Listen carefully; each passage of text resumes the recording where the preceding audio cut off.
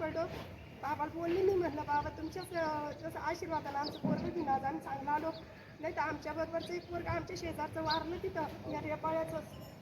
तर एवढा अनुभव आहे आम्हाला या बाबाचा. म्हणजे आम्ही माझे सासरे पण आता एवढे 60-70 वर्षात झाले, तेव्हापासून आम्ही सेवा धरी तिथं माझ्या सासऱ्यापासूनची, तर आम्ही पण करतो जास्त. आता आमचे मुलगा आहे, आम्ही याला घेऊन आलो म्हणजे आम्ही पुढं आम्हाला वाटतं की आम्ही गेलो तरी आमची पिढी इथं सेवा करा. हा सेवा करा.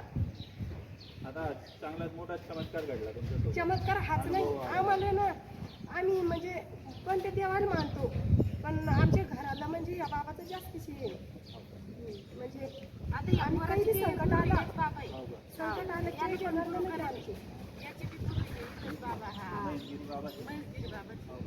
आता सध्या महेशगिरी बाबा कुठं जायला? रामेश्वरला जाईल. रामेश्वरला 15 दिवसासाठी जाईल. हो 25 दिवसासाठी. हा रामेश्वर तिकडे आता ते तिकडे जायचं. आणि खाली जे आश्रम आहे आता आपला, तिथली सेवा सुद्धा बाबाच्याच हाताखाली आहे. आणि गाई सुमारे 300-350 गाई आता इथं. आणखी गाई कुठं दुसऱ्या आश्रमात आहे का? जेवशाला का? तिथं किती गाई आहे?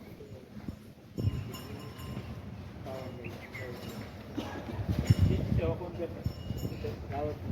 गावातील माणसं करतात.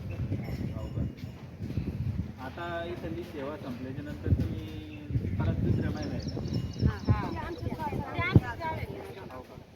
परत किती गणित असतो? हो का? असा गट म्हणून नाही कोणी नाव नाही तीन गावच्या असते लक्ष्मी.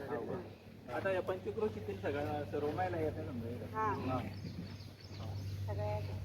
आम्ही सगळे शेतकरीचे, पण आम्ही काम धंदा सोडून इथं येतो, पण आमचं मन असं प्रसन्न होतं. घरची आठवण येत नाही आम्हाला. इथं आलं की मन असं तृप्त होऊन जातं. आता तुम्ही सर्वांनी माळ्या वगैरे घातलेल्या आहे.